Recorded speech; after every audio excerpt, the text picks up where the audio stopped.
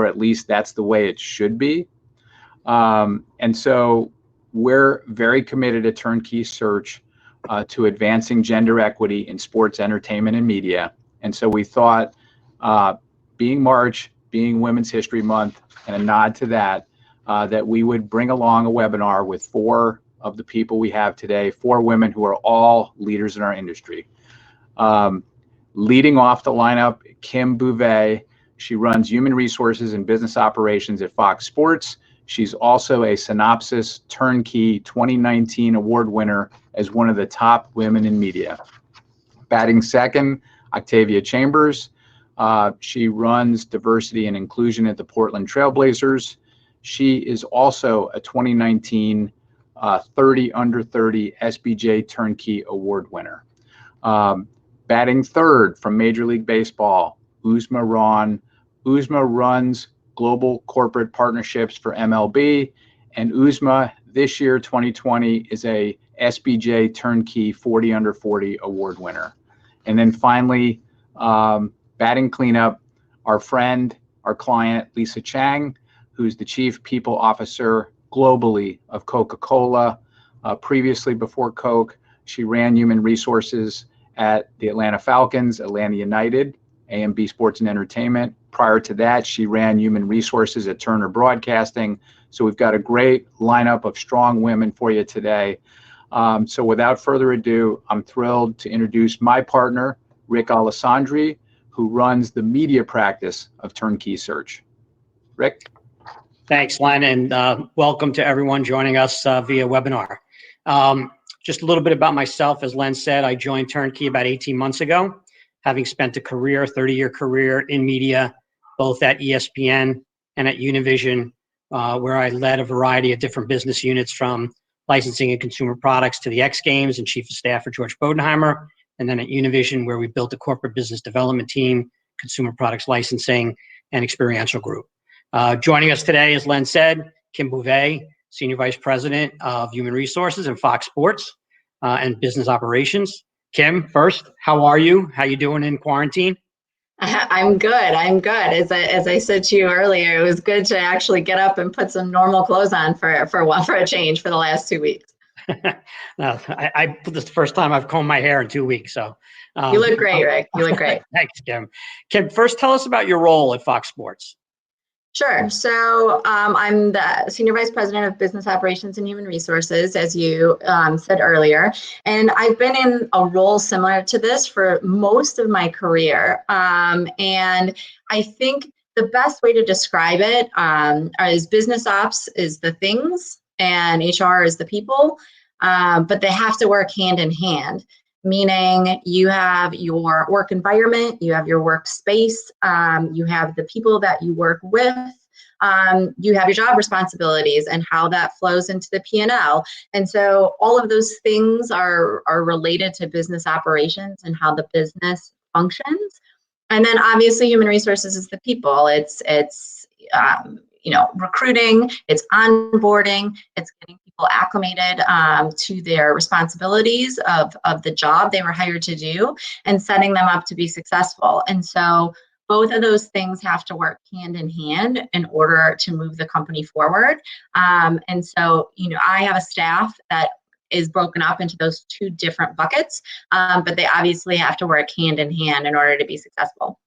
Well, there's no question that those 2 functions today are more important than ever.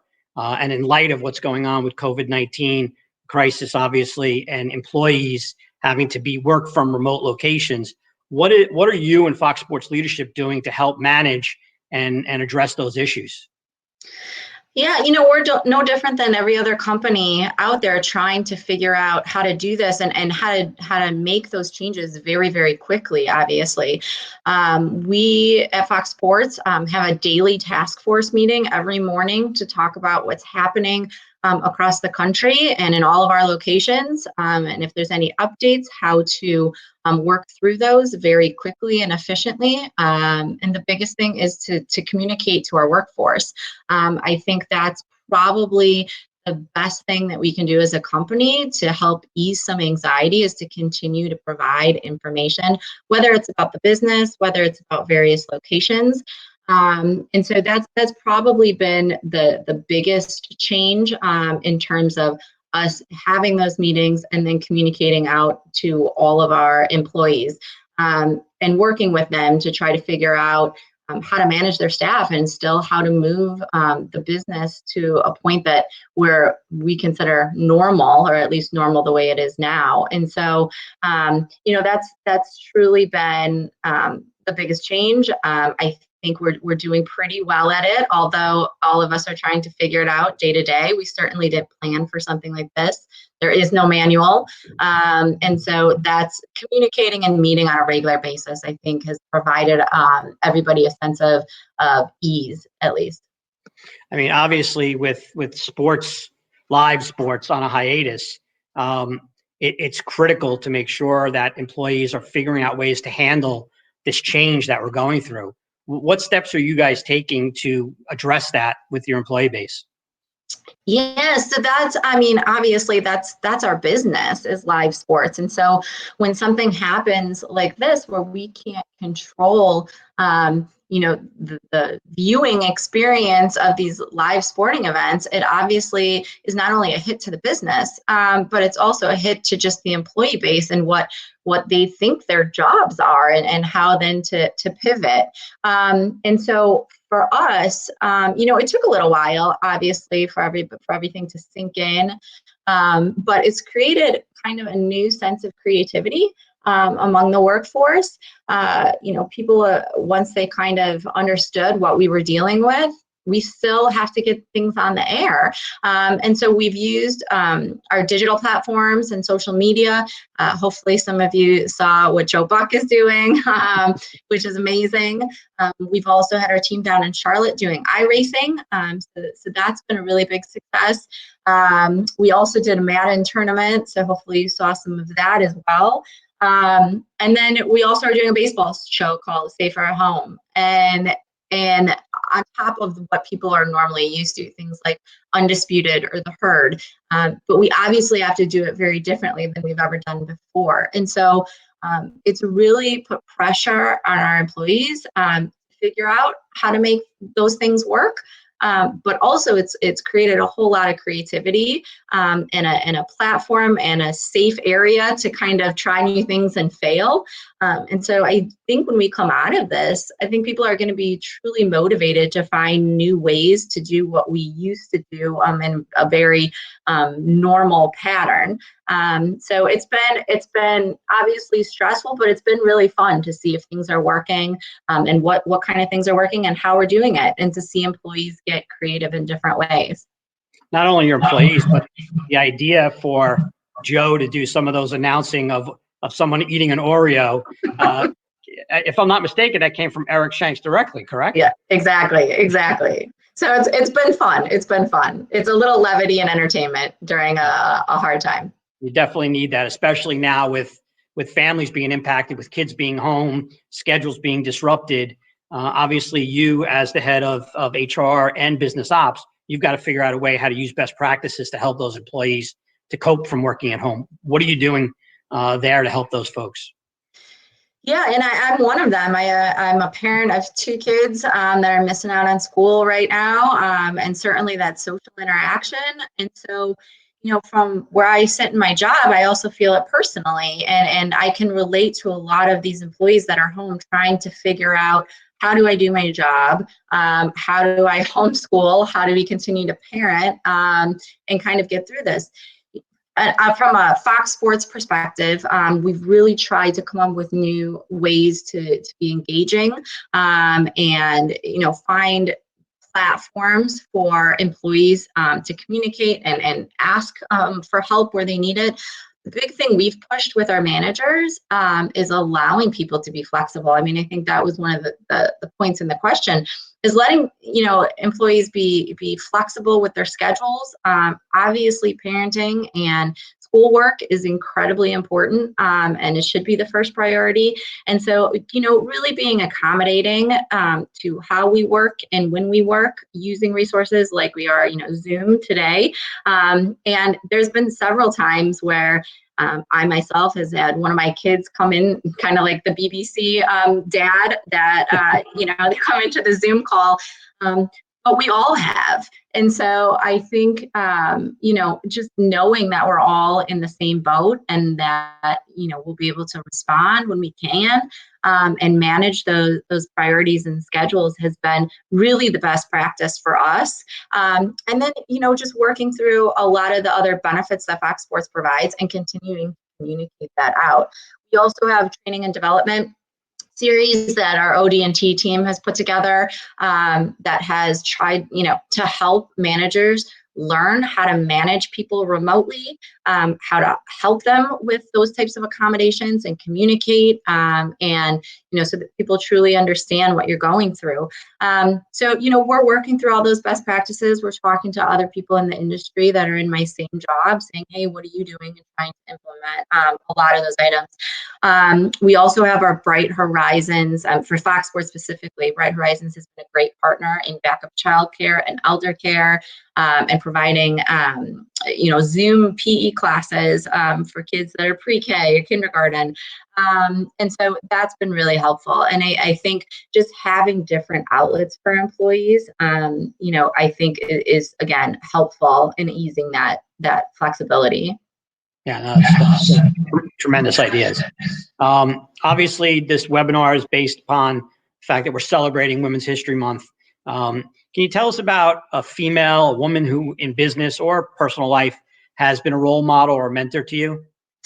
Yeah, so Rita Tuzan, who was previously with Fox Networks Group for a number of years, general counsel, has been a huge role model for me. I was fortunate enough when I started working for Big Ten Network, she was on the board, and we developed kind of this informal mentorship. And she's made herself available to me for questions and just to bounce things off of, give some advice to me as well.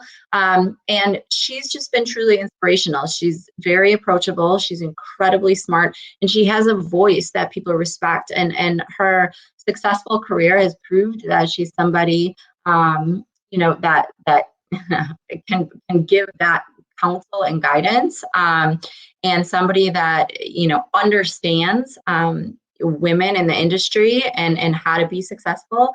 And she's been really amazing in providing types of advice like ask for what you want and don't apologize for it. I think we hear a lot of times that women will say, I'm sorry, when they ask for something. And so, small things like that, where she can give you that critique and feedback and, and listens to what you have to say, I think has been super helpful just in my career. Well, talking about your career, obviously, when you started your media career 14 years ago, coming into the Big Ten from AEG, and then obviously from the Big Ten, spending a long time there and now over to Fox Sports, what did opportunities look like for women in media when you were starting out? And what are the challenges that are facing women in media today? Yeah, so I've been super fortunate in regards to starting in media. I worked for Mark Silverman at Big Ten Network, and when we launched that network, we had just a wide open platform in terms of our hiring and what that looked like. And so for me, there wasn't a ton of women in media, but I got to build a network and figure out what that looked like. And obviously diversity, both, from an ethnicity standpoint and from a gender standpoint, was important to us. And so that was a big piece in building BTN. And so from a, women in the media industry, we built up, we were probably 40% women at Big Ten Network and 55% on the senior leadership team. So I'm really proud of that. And then parlaying that over to Fox Sports has been really phenomenal. With the transaction with Disney, we started a whole new company. And although we certainly have a lot of people that have stayed with us, gender equity is super important to the company. I think the biggest thing that is challenging in our industry right now, specifically for women. And it is a stereotype, but I often find it to be true that women don't apply for those senior level jobs, those bigger jobs, because they don't feel they're qualified. They don't meet the experience or the requisite skills needed. Whereas I find men oftentimes just kind of jump in both feet and say, I can do this, and let me tell you why. And so I think we need to continue to hone in and build that confidence in women to jump in and fill those leadership roles. A colleague of mine who's going to be joining next, she and I went through a similar situation with a strong female candidate who expressed exactly what you just laid out there, is jumping in with both feet and not seeing the shortfalls, but seeing all the opportunity and skill set in front of you. Finally, I mean, first of all, thank you for the time today. We know, even though you're working from home, your day is even busier today than it was, a month ago. Tell us a little bit about how you and Fox Sports are working to advance gender equality and create senior leadership opportunities for women like you just described. Yeah, so again, on our senior leadership team, it's about 40% women, and so certainly there's a strong voice there in how we advance gender equity at Fox Sports. We've created employee resource groups, both on the D&I side, but specifically Women at Fox Sports. And of those groups, we have executive sponsors that are both men and women, and it's really about our senior leaders listening to how we need to do this and how we need to push this important piece forward, and then allowing us to execute on that, both financially and then obviously just the support and resources of all of the senior leaders. So I've been extremely fortunate to work for somebody like Eric Chang, who believes this to be important, and continues to listen what we need to do to push this thing forward. Kim, thank you again for your time today, for being an ally for women in media, and look forward to seeing you in person somewhere down the road soon. Sounds good. Thanks so much, Rick. Thanks, Kim. I'd like to introduce Kelly Lewis, who is Turnkey Search's Director of Diversity and Inclusion now. Thanks, Rick. Hello, everyone. My name is Kelly Lewis, and I work with Turnkey Search. I am our Director of Diversity and Inclusion here, as well as a full-time recruiter. And so simplicity put, my job is to figure out ways of identifying talent from underestimated groups and magnifying that talent through all of our searches internally. Thank you. And so when I think about my role and as it relates into our industry, it is with great pleasure that I introduce my colleague in the fight for advancing diversity, equity, and inclusion in our industry. Our speaker is a member of our inaugural 2019 Sports Business Journal and Turnkey Search New Voices Under 30, and an industry leader that you want to keep your eye on. Please join me in welcoming the Director of Equity and Inclusion for the Portland Trailblazers, Octavia Chambers. Hi, Kelly.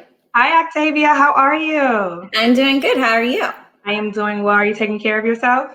I'm trying to. You doing that? I am. Can't complain. And so, Octavia, I would like to kick off this conversation by thinking more critically about, what does your day-to-day look like? Are you able to discuss your role, as well as how does your organization define equity and inclusion? Yeah, so my role is really just spearheading all of our equity and inclusion efforts across the company. So that includes our company-wide cross-departmental strategy, as well as all staff trainings and our inclusion councils. We have one for full-time and part-time staff. The way we define equity is equal outcomes. So what's that inclusive treatment, access to opportunities that helps us intentionally get to those equal outcomes for all? And inclusion is really about just fully realizing, valuing, and leveraging those unique and diverse perspectives to foster a sense of belonging. Thank you. And so I think it's safe to say that your organization values diversity from an ROI standpoint. They see it as a return on investment.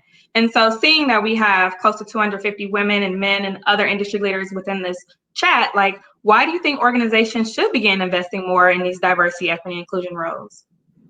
Yeah, so I think it's important to have a dedicated leader internally to do this work. A lot of my role is just that one-on-one coaching and that departmental work. And so being able to have someone inside the organization that knows the players, that knows the business model is really helpful in trying to figure out how to operationalize some of those best practices in DEI.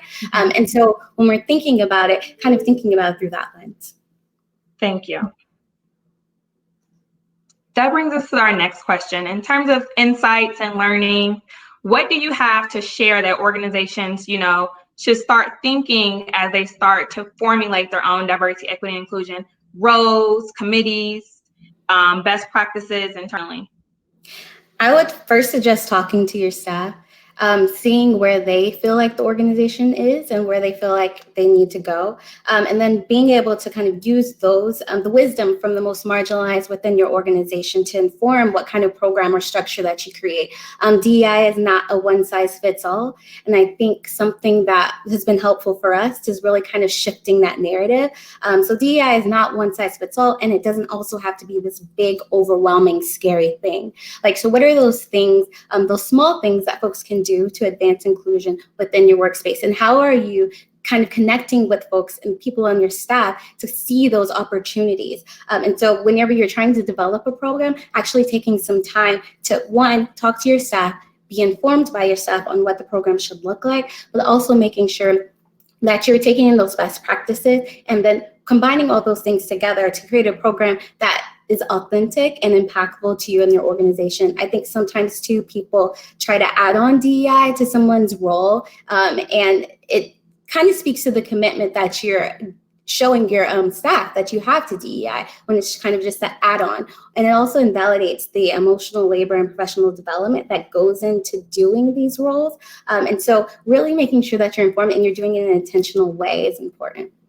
Awesome. If you don't mind, if I want to stay here for a little bit, is there any program that you've kickstarted so far that you're proud of and would like to share with the audience? Yeah, I would say I have a very strategic brain, probably more leaning on the left side.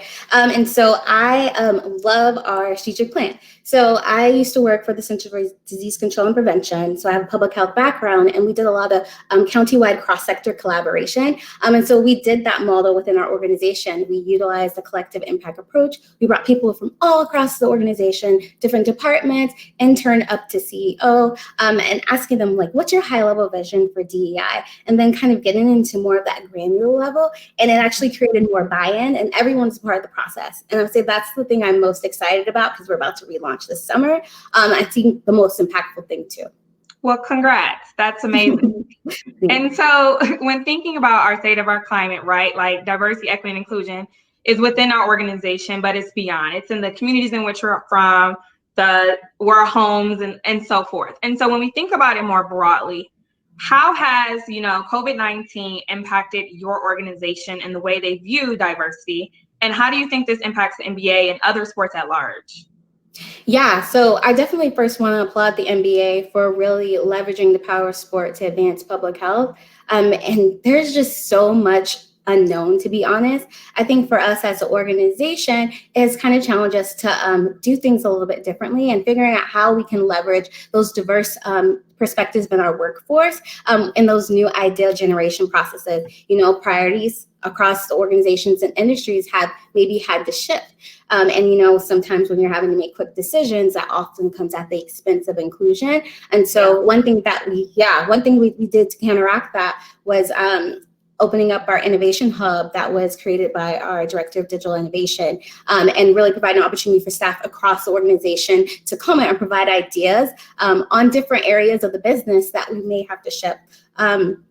And then I think something too that we've been really trying to be intentional about is making sure and checking in with staff around, are they still connecting in those networks that are within similarities and those amongst the difference? And how are we checking in with staff that may be experiencing xenophobia or discrimination? Yeah. And externally, like, how are we connecting with our community partners? We started a resource center for folks and also a fund for our nonprofit organizations, because they all serve historically underserved communities. And how are we staying in communication, but also giving them access to what they need? So there's a lot of unknown, but we're really focusing on internally, how are we making sure that we're staying connected to staff, and so that they do know that these are things that are top of mind, and that we are not letting our DEI work take a back seat, but we're just thinking about how we can do things differently to get to that same outcome.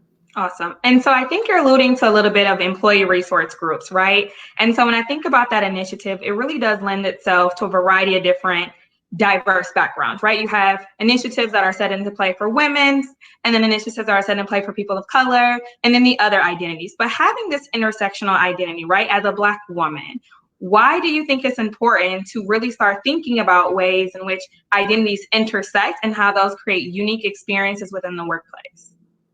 Yeah, so for me, I think about this story. I was actually in a training observing my mentor. She spoke about the Women's March and how she was like, yes, Women's March, I believe in this. This is the things. But when she was looking at the media, she's looking at priorities. She was like, I don't see myself. She was a Black woman.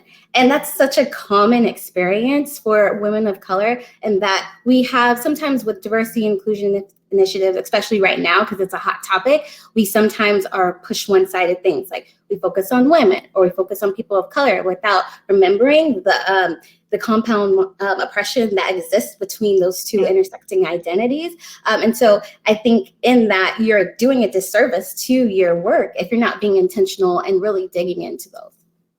Thank you for sharing. And so you brought up your mentor, which is our next question. How has mentorship played a role within your development as a mentee and or as a mentor? Yeah, so I would say the most impactful thing is kind of having mentors that have helped me figure out what my strength is and how to leverage that to be successful. And so one person that comes up for me is my first boss, where she helped me really figure out how I could best use the skills I had developed in school and internships to be able to be super successful in my role. And that's something that I want to do for other folks, kind of help be that guide and light, which is why I try to practice, especially in the volunteer work I do with young Black women. How can I be a guiding light, shining light on your strengths and the things that you're so amazing at? And how can I help you leverage that to be successful and amazing? Awesome. Thank you. And so it looks like we're approaching our final question. And so thank you so much for joining us. But as we wrap out and think about Women's History Month and thinking very broadly into, those within your personal and professional life, what is one woman who has been a role model for you? I think she might be listening. She's going to hate me because I say this. But my boss, she is such an amazing role model to me. She's like the youngest person on our leadership team, the VP of Innovation Impact. Her name is Krista Stout.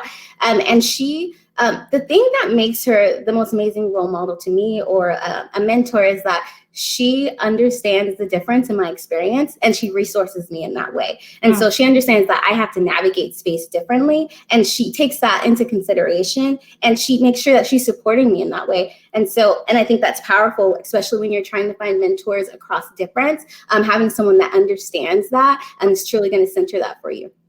Thank you. Well, again, thank you so much for joining us. It's been a pleasure. And please remember to stay in contact. And I hope you and your family continue to remain safe during these times. You too. Thank you, Kelly. No, thank you. Bye. And so up next, I want to bring back who I like to consider as one of my mentors, as well as then founder of our organization and CEO, Lynn Perna, who'll be speaking with us shortly.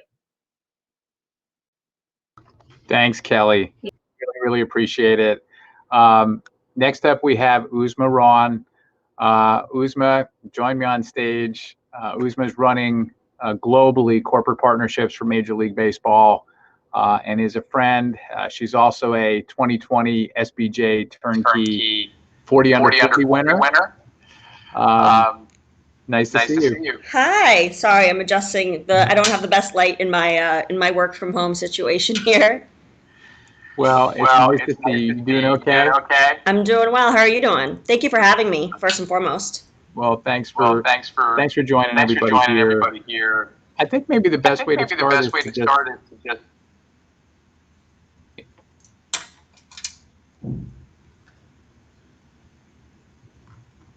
Sure, I think I lost you there, but I'm assuming this next slide described my role at MLB. So I currently head up MLB's global corporate partnership efforts and sales strategy, and oversee the team that works to bring on MLB's official partners, both from a domestic standpoint as well as our international partners. And I'm not sure for those that know, but we also have a relationship with the Little League, and so the Little League sales efforts also fall under my purview. So Uzma, we don't have a ton of women in sales. And you're a sales leader in our industry. Have you had a role model or a mentor that has helped you in your journey through sales? Had a few, quite honestly, and I'll sort of rattle them off, but I've been really fortunate to have great leadership and mentors that have been a supporter of women overall. I, started my career at the MBA in their team marketing and business operations department, which affectionately we refer to as Teambo, or they refer to as Teambo, under Scott O'Neill. And while I was there, I worked for two, senior level female executives, Kirsten Corio, who's now managing director and ticketing, hospitality, and digital strategy at the USTA, and Stacey McWilliams, who's still at the MBA. She's the VP of International Account Management and Global Strategy at the MBA. Both have been incredible supporters of mine throughout my career. They were and still very much are strong, confident women, and having both of them to sort of lean on and learn from at the start of my career was undoubtedly something that helped shape me. And then as I think about sort of my next transition, when I went over to Premier Partnerships, I always say that Randy Bernstein, who's the CEO of Premier, president and CEO, was the first to bet on me in terms of my sales abilities. I hadn't sold at that time, quite honestly, and he took a shot, and I think that he would say that it paid off. But while I was at Premier, the most senior level salesperson at the time there, and senior level female, was Allison Howard. And I love telling this story because I, at the time, was in New York, and she was based in LA. She's currently with the LA Lakers, but she was based in LA. And she used to have me every day leave cold call messages on her voicemail. And then at the end of the day, I would review them with her, and she would rip them apart. Rightfully so. I was new in sales, and they were probably very long-winded. But she took time out of her day to spend time with me. And both of us had numbers over our head. Both of us, needed to generate our own book of business. And so she took that time to spend with me. And I really, truly appreciated that. And I've sort of tried to help pay it forward as I go through my own career. Uzma, when you really think back to the very beginning, why did you choose the sales track? Was there something about your family? Was there something about maybe something that happened in school? Because women tend to not choose that sales track, and we're always looking for more women in the sales track. So why did you choose it, and what have the challenges been? So I majored in sports management. I went to Ithaca College for my undergrad, and I knew that I wanted to go into sports management before I even got to Ithaca. I chose Ithaca for that very reason, because in high school, was managing for the varsity men's basketball team. And then I loved doing that. I was obviously around the varsity men's team, so I was familiar with being around sort of that male environment, quite honestly. I have brothers, so it felt comfortable to be in that space. To be able to, I don't want to swear on this, but to be able to dish shit and take shit. And so as I was thinking about my career, I thought maybe why not mirror sports with something on the business side to see if, I could sort of pursue that as my career, and hence why I chose Ithaca. And then I was the manager of the varsity men's team at Ithaca as well, and it felt like it was a natural progression to then go into and pursue an opportunity at the MBA. And when I got to the MBA, again, I mentioned that I worked in Teambo, and Chris Heck was my first boss there, and he sort of planted that seed in my head that he thought that I would be a good salesperson. And so, throughout my career at the MBA, I was not directly selling, but it always was in the back of my mind as to something that I wanted to pursue. And I, again, went to Premier as my first sales job, and I feel as though, sales, especially in the sports field, can sometimes have the connotation of being predominantly male. And that's why I think sometimes females shy away from it, but I don't necessarily think that that's a bad thing, because, personal success can be defined by how you navigate the landscape in front of you. And for me, I do view the predominantly male environment being a positive versus a negative, and I look at it quite honestly as an advantage. To be a female in a sales world and the role that I'm in, I think I bring something to the table that my male counterparts don't. And, the sports world, the sales pitch, it has changed over the years. And I like to think that my, female mind has enabled me to think a little bit differently than my male peers. Totally get it. I've been telling my daughter for years, sales, it's all sales. Even if you're in marketing or communications or finance or legal, in a way, it's all sales, I think, because you're constantly trying to persuade people to do something. And I think that's the crux of sales, whether you're really in sales or not. I guess, this is kind of an unfair question, but in sports, how do we do a better job of bringing more women into sales and keeping them progressing, retaining them, progressing them through the industry so that we can have more people like you? I appreciate that. I don't think I can speak to this from an HR professional perspective, but from my seat, I do believe that the industry should continue to do things like this, like host more panels, focused on hearing from women in sales roles across the industry. I think that, more young women can become aware of sort of personal sales experiences that other sales female executives have had, and the qualities and how sort of different tracks have led them to their career in sales. There'll be, more of a diverse and a curiosity, sort of desire and a curiosity to pursue that, I think, if they continue to hear from other sales executives that are female. I think promoting more women into sales leadership roles is also something that ultimately attracts, other females into wanting to pursue that path. I go back to Allison Howard. Again, that was my first sales job that I had, and she had a profound impact on me when I first started out.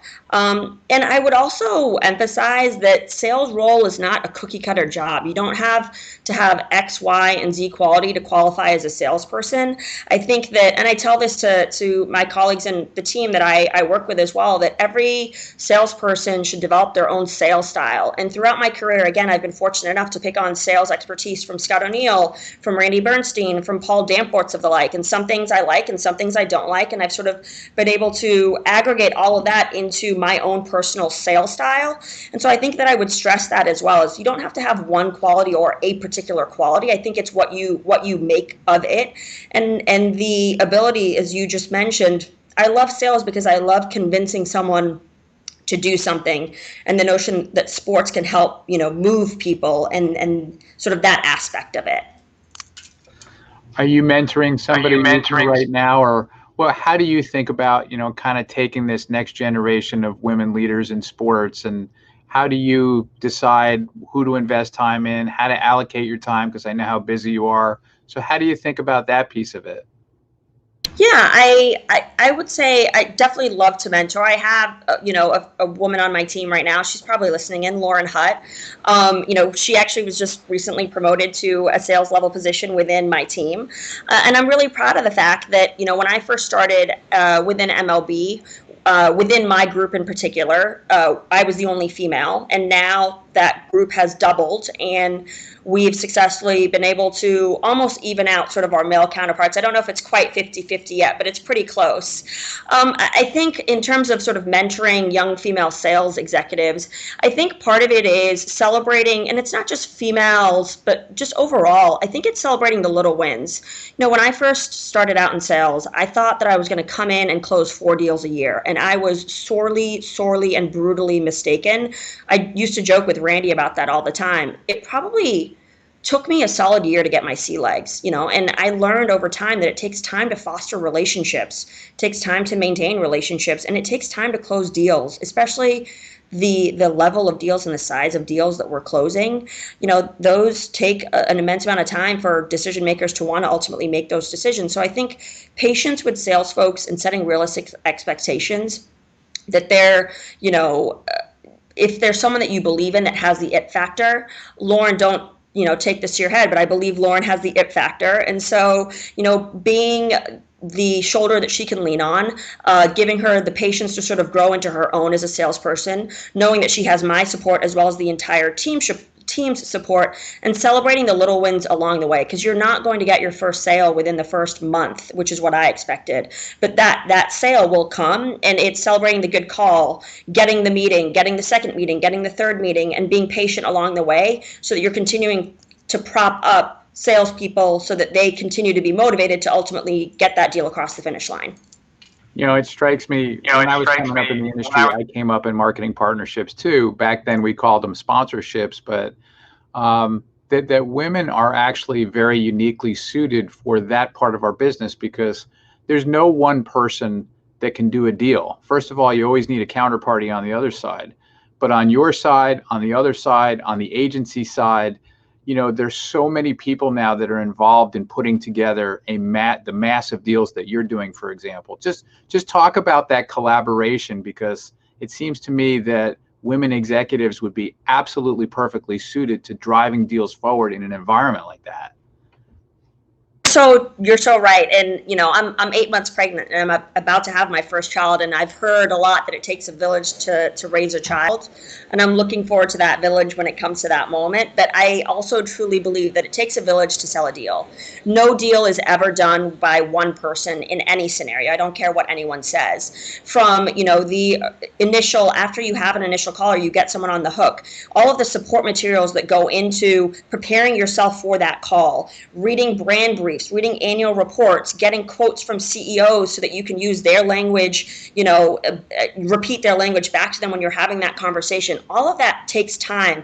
And then once you finally, have someone on the hook and you're moving through the deal making process, in terms of our leadership, Noah and Bill, are sort of my two bosses, and they are phenomenal in terms of being able to come in and play the role that I need them to play as it relates to being the leaders in the room to sort of help a deal get across the finish line. And then once a deal is agreed to, it's the legal team, it's the marketing team, it's all the other departments that I am not a part of, but that touch our deals that help ultimately get it across the finish line and then bring it to life. And so it really is a collaborative effort. And again, when we go back to things that or traits that females bring to the table that maybe our male counterparts might not bring to the table, I think that this is not to say that my male counterparts are not collaborative. They very much are so collaborative. But I think that is a little bit of that edge that we have of making sure that we're tapping into all the resources that we have to bring something to life. Awesome. I know that COVID-19 has changed your world. It's changed all of our worlds. And so what can you share with us about how it's impacted, let's say, your life? Major League Baseball, you've got all these marketing partnership deals that are triggered at the start of a season, and so now that's changed. So what are you able to share with us about what's going on day to day in your world? Yeah, no, definitely. And I don't think that I'm in this boat alone. I think everyone sort of is in this boat. And what does our new normal look like? And I can say, first and foremost, our partners have been absolutely phenomenal. This is definitely a fluid situation. And the approach that we've really been taking with our partners as it relates to communication is to just try to be as frank and as transparent as possible. Again, they realize that this is a fluid situation and they've been very understanding. And we've told them that if there's anything, quite honestly, that they hear in the media as it relates to what MLB is doing or not doing, that first and foremost, they come back to us and they verify with us, because sometimes there are definitely rumors out there. And then we just continue to keep our partners up to date in real time as it relates to the state of our season, their current contracts, the digital and social opportunities that our content team is coming up with and ideating up on a daily basis for us to continue to engage fans without gameplay. So we're doing sort of all of that together from a partner perspective. And then as it relates to my team, everyone's working from home right now. So what does that new normal look like? And I think us as salespeople, we're on the road a lot. So I will say that not to say that it's been easier, but the transition has been slightly more seamless because we're used to constantly, having to take phone calls with our teams wherever we are. But I have implemented sort of daily video calls, and we've made sure that they are video, and everyone needs to be on video because it's nice to see each other's faces and check in. We set, work-related expectations. We welcome guests, whether they're, pets or kids that are running around, because we have to be open to that.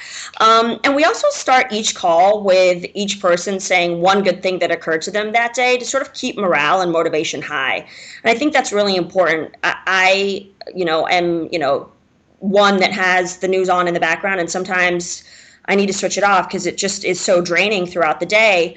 But I think celebrating, again, those little wins, whatever those little wins are, having a good call with a client, getting a call with a new business prospect, whatever that is, we try to celebrate those little wins throughout the day to sort of keep ourselves going week after week. Uzma, you are proof positive that Major League Baseball has been super progressive about advancing gender equity. Just the fact that you are where you are, just final question, as you think about, kind of going forward, what are some of the things that either you and your department, you, Bill, Noah, or either maybe Major League Baseball in general is doing going forward to find and progress more people like you? I think to start, Noah and Bill have been incredibly phenomenal in the support that they've provided me on a daily basis. First, in terms of promoting me when my predecessor left and sort of putting me into this role and giving me the ability to hire the right team and actively support hiring women. I mentioned earlier that, I have made it a priority to hire females, and we have doubled our team, and half of those individuals are strong female members. I also have tried to make it a priority to include female colleagues, and this goes from the top down as well. Noah and Bill completely support this, to have them in high-level meetings. I think it's even if they don't say anything, even if I don't say anything, sometimes I like to be in those meetings as well, just so I can listen and absorb and be a sponge. But I think involving, those females and myself included, in projects outside of our direct line of business has been incredibly helpful for me with my team, and ultimately what I've been exposed to within the organization through the guidance and leadership of Bill and Noah.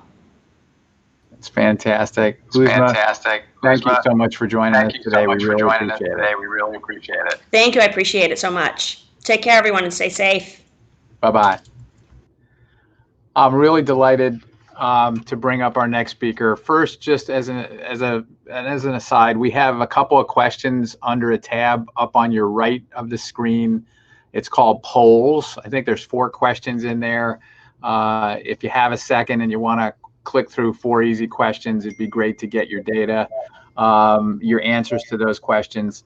But next, really honored to bring up Lisa Chang, who is the Chief People Officer of Coca-Cola globally. How are you? Hi, Lynn. I'm great. Thanks for having me.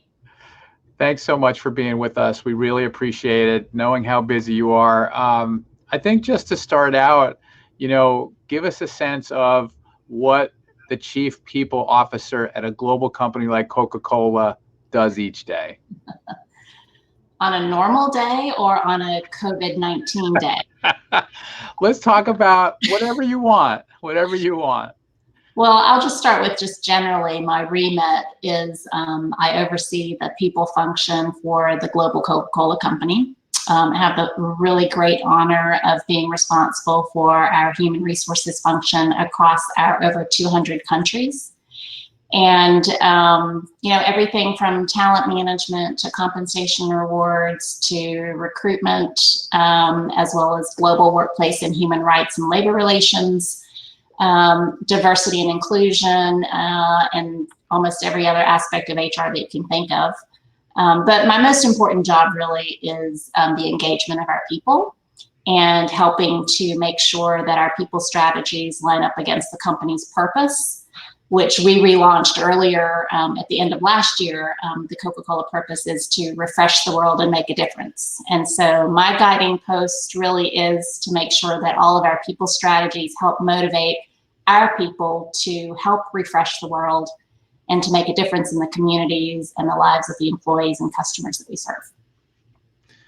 We have a lot of people viewing today that are in the sports and entertainment business. Just if you can, I don't know if you have this number handy, but what's the scale of the number of, let's say, employees? I don't know how you count it, if these are FTEs, but what's the approximate scale of the number of people that Coca-Cola has globally? Yeah. Well, a lot of people don't completely understand the Coke system, but we have sort of Coca-Cola proper, which is primarily our concentrate business. So we're really in the business of manufacturing and producing concentrate, as well as being the branding and sales engine of the company. So that's about 65,000 people worldwide. But then you add our bottlers, and these are the bottling partners that actually produce the Coke products, distribute them, get them out into the stores, run the fountain equipment, et cetera. So when you add all those together, it's about 700,000 employees around the globe in the over 200 countries that I mentioned. That must take you a while to do the annual reviews of all those people, Lisa. Really? Fortunately, I'm not responsible for that, but we have great people who do lead enormous numbers of people around the world, for sure. I mean, it's a staggering number and scale. And so I want to juxtapose that with where you were before and where we met each other when you were, Chief Human Resources Officer at AMB Sports and Entertainment, which is the Atlanta Falcons, the Atlanta United, which is not a public company, not a global company, but a small private company. So maybe talk about what are the things that are different for the lead human resources officer in that environment versus the one you're in now? Sure. I've actually reflected on it a lot, so I'll be interested to share with you a little reflection that I've had recently. So at AMB Group, as you mentioned, we had the NFL team. We launched a Major League Soccer team, Atlanta United. We also opened a stadium, Mercedes-Benz Stadium. The portfolio of companies also had a chain of 20 at the time retail golf outlets called PGA Golf Tour Superstores. And then our owner had 2 guest ranches that were hospitality focused in Montana, and a family foundation. So it was a pretty diverse set of businesses, but all in all, we were fairly small. I mean, we had less than 1,000 employees total across the 6 different businesses. And obviously very different based on how the leagues ran, right? So some things we did for the players in one of the sports, and in the other sport, the players were actually retained by the league. So it was, sort of a varying set of things. What I would say is, although the scale of the work at Arthur's companies was much smaller in terms of the numbers of people, the complexity was pretty high. Again, dealing with the different leagues and the different partners, the different industries, and even the different types of employees. So we had everything from the athletes to coaches to frontline stadium workers that were part-time hourly workforce. So every day was sort of a different set of challenges and a different set of problems that we were trying to solve. Whereas at Coke, again, because of the scales and size, it feels a lot larger, but the reality is our business is more the same. So we talk a lot at Coca-Cola about our growth stages as a business. And we're 134 years old. When we started the company, we were really one product in one country. So it was Coca-Cola in the US. That was pretty easy to scale because it, again, was one product in one country. And then we became one product in multiple countries. So we took Coke Global, and it was Coca-Cola Red in hundreds of countries. Again, fairly easy in the big scheme of things. The complexity that we're in now, though, is we've shifted to what we call a beverages for life strategy, which means we're launching multiple products, and we have multiple products in multiple countries. Today, our portfolio includes over 500 brands and 3,500 products around the world. So there are a lot of brands that most of us have never heard of because they exist only in the regions in which they originated. They're Coke-owned products. So our level of complexity has increased, but again, we're still in the same business. We're in the beverage business, whereas again, working for Arthur's companies, it was day to day sort of the problems that I was dealing with and the challenges. And even the recruiting and retention issues were different. Sports at the sales level, you were just having some conversations with Uzma about sales, very competitive space to attract and retain talent in sports. Frontline hourly workers, there's high turnover. So I sort of vacillated back and forth in terms of the types of challenges that I had. But the thing that I was thinking about recently, because I have recently spoken to the folks over at the Falcons and the stadium, is really the challenges that they're going through right now as a business. I mean, all of you in sports, the dynamics of being a spectator event are forever changed. And so I've had a lot of, I've been thinking about you guys a lot in terms of what exactly will happen to sports, not only on the player side, but certainly on the fan side. And what exactly does that mean? It's a complicated problem that all of us will have to solve. So, Lisa, you have a resume to die for. I think there's a lot of people listening in that would look at a resume like yours where you've run human resources at a media company, Turner Broadcasting and other media companies, a pro sports franchise, multiple franchises. Now you're at a global CPG company and you've run HR in all of those places. Is it, and this may be an unfair question, I think it's a hard question, but how do you line up, compare and contrast the opportunities for women in each of those different industries? Yeah. It's a really great question. First of all, I feel very fortunate to have obviously been able to run HR in those types of organizations. But I think a lot of what has been discussed by the other speakers that you had on today ring true in terms of having a network, having sponsors, having mentors, having people that took a chance on you. So I have all of that to thank on my journey along the way. But what I would say is, I think media was a little bit more balanced in some areas. And I happen to be in the field of human resources that probably is one of the more diverse in gender. You tend to have equal, if not a slightly higher number of women in HR than you do men. So I have that sort of going for me. So media, I think, was more balanced. Sports, clearly opportunities for greater focus on gender balance in sports. It was a tough area to be in when you're trying to promote that level of diversity in the organization. And, you know, professional sports is predominantly a men's sport. I will say that if there are some of my former Falcons or Atlanta United folks on the call, I'm extremely proud of the work that we did at A&B Group. We were the first NFL team to have a female ahead of football comms.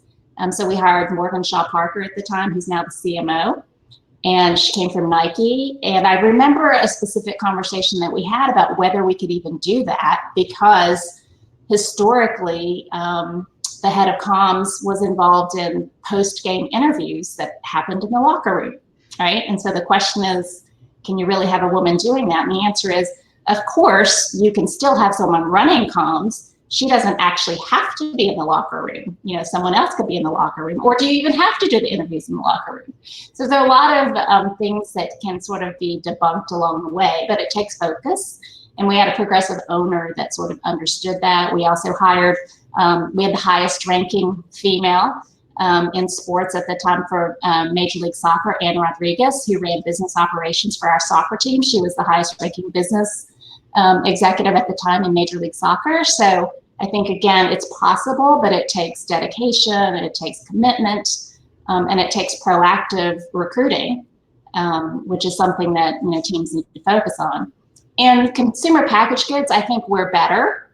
Definitely, I have seen a greater parity, if you will, of women that are involved. And a lot of it has to do with the types of positions. We have a lot more marketing and finance and business ops and other positions where typically you would see, again, lawyers, HR folks, so you would see more women. And but it still takes work, because at Coca-Cola, we do have an aspiration that we have put out there that we want to be 50% led by women. And that's a future aspiration that currently doesn't have a timeline on it, because we know that it's actually going to take significant work to get there. We are currently at 38% female at the executive level, which is direct reports to the CEO. Our board is also about 30% women.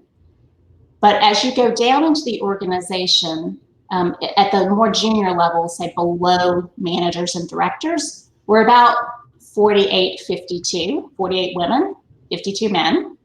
But then as you get up a little bit higher towards that manager director level, it dips, which I think is, again, common in lots of companies. But then you ask yourself the question, why is that, right? So we're spending an enormous amount of time, like all companies are, trying to understand why that cliff, why that dip off. And everybody has the same hypotheses about women taking time off to care for children, et cetera, et cetera. But I think that, things are a little bit different these days. We're definitely more balanced. We definitely have more flexible work policies. Doesn't seem to be as big of a barrier as it used to be. Yet we still see women who are up for these promotions that don't ever quite get there. So I think it needs some continuous work. And while CPG seems to be ahead, when you dig a little bit deeper, you see that we have the same issues that still exist in sports and entertainment and media. What can you share with us about this global pandemic and how it's, changed what your day-to-day looks like? Well, I mean, I think your other speakers talked about it too. It really is just mind-boggling to think about what we're going through right now. It's every day for the past several weeks has been essentially a crisis. And we have been living this since really January, early January when it started in China.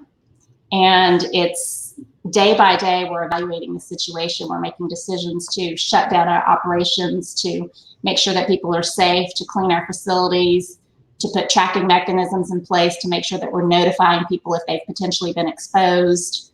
It's been all hands on deck crisis, full on crisis. What we've seen, and again, what is amazing about it is even though you would think we would have learned from China and Italy, and when it came to the US, it still happened so quickly. Yeah. And again, common sense would say we knew this was going to happen because it happened in China, it happened in Italy. But literally up until the Friday or Thursday or Friday before we shut our offices down, we were still debating, do we consider closing our offices in a few weeks? What do we continue doing? And literally within 24 hours, we made the decision to shut down an office for 30 days. And that's how quickly things were moving. So I think that, again, right now it's a fluid situation. What you do find is as much as we're trying to learn from China and the other places, every country and every region is different because of the availability of resources, because of local legislation and lawmakers, because of really the environment and how people are responding to the need to not be out and about. And so we're trying to take it day by day. We're trying to do the best we can to support our people, doing all the same things that others spoke about in terms of providing support and resources. And we're really trying to double down, I think, on, the sun between the clouds. What is it that we can do during this time that gives people opportunity and hope? So we are launching some digital tools to help people with learning. We are helping people gain new skills because I think what's going to come out of this is a whole new set of requirements for what work looks like and how we do work. We've now proven that teleworking at a global scale can work, not only technologically, but operationally. And so I think that changes a lot of things. And so we're trying to take this time to help people rethink what work might look like when we get back.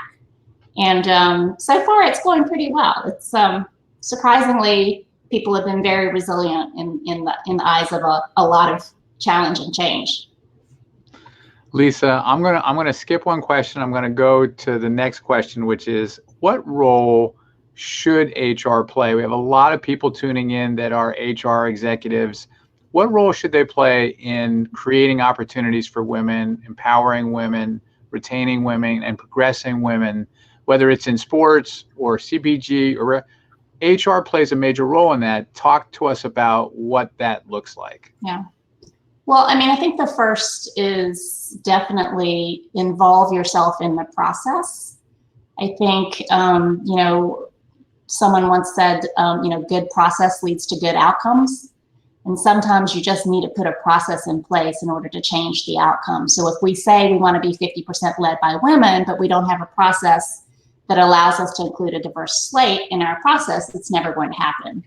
So as HR leaders in the organization, I would say make sure that you're advocating for a good process. You're not forcing an outcome. You're just saying, let's give equal opportunity for the process to work.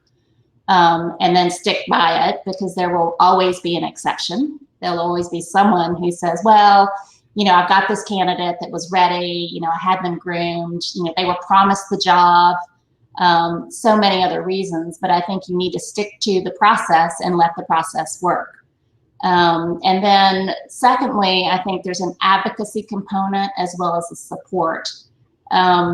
Someone once shared with me too, it's like a race, fortunately or unfortunately, men and women don't start the race at the same place just because of history. And so we need to make sure that we do give women the opportunity to be considered for these roles. And sometimes that takes a little extra support, whether it's individualized coaching, individualized support, developmental projects, exposure opportunities. And those are things that as an HR person, you can raise as things that that person is going to need in order to get to the next level. So when you're involved in talent reviews and succession discussions, let's not always assume that the two candidates, one being male and one being female, will have equal opportunity to develop those skills in the same time horizon. You might need to find extra ways to give the woman a little bit more opportunity just by virtue of leveling the playing field. And then I think finally, there's a piece of it that goes to the ongoing support of the women when it comes to building their confidence, because I can speak personally to this, and I'm sure many of you out there feel the same, is we as women do have sort of that little voice in your head that always questions whether or not you're good enough, you're capable, you're ready, if you have the skills, can you really do the job? I mean, I would be lying if I said to you I thought I had the Coke job in hand, no sweat.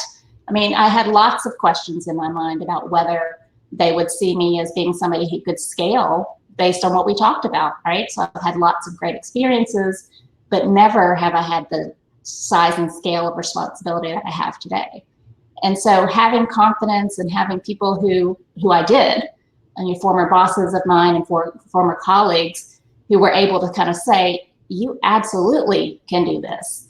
And so I think we need to make sure that the women have support, that they have coaches and advisors that can give them that confidence, so that when that opportunity comes available, they can not only raise their hand, but they can confidently convey their ability to do the job. Lisa, just final question for you, because we do have a lot of HR executives listening in, is what advice do you have for them as they're working their way up to maybe potentially, chief human resources officer, or the types of head, chief people officer roles that you've had? What advice can you give them? Well, I've just been really focused in my career on experiences. And so it's the same advice I would give, my daughter, who's a recent college graduate, to any executive looking for that next role, is every experience that you gain along the way sort of helps you prepare for that next opportunity. And the next opportunity isn't necessarily the perfect one, it's just the next one. And so what I have found and what I highly recommend is, make sure that you're doing something that you're really passionate about, and that you chase the things that really light your fire, because that's what is going to show through when you work with people. So in my case, I'm extremely passionate, not about HR, but really about people, and about engaging people, inspiring people, and motivating them to work in a really strong culture. And that's what led me to Coca-Cola, because, I've been in Atlanta for 27 years. I never thought I would work at Coke because I wasn't sure about the culture. But we have a CEO now whose culture and his beliefs really align with me personally, and that's what brought me here. So I think that, if you kind of find the thing that is your North Star, and you just keep following it, eventually you'll land in a place where you can do your best work. And that's really the best of both worlds. Lisa, we've been doing this for 24 years. We've had so many clients across a broad spectrum, but you were so fantastic to work with, just terrific, with just the right touch on all of these different points that you've made today. So I've seen it firsthand. Thank you for coming on today. I know it's crazy, crazy busy, but you've been super. And I just want to thank really everybody for tuning in today for this, just to take a little break with us and to celebrate Women's History Month. If you have a chance to answer 1 or 2 or 3 or 4 of those questions under polls, please do it. If you want to sign up for the Turnkey newsletter, you can go to our website and sign up for that. Lisa, thank you. Thank you, everyone out there. Appreciate it. Thank you, everyone. Bye-bye.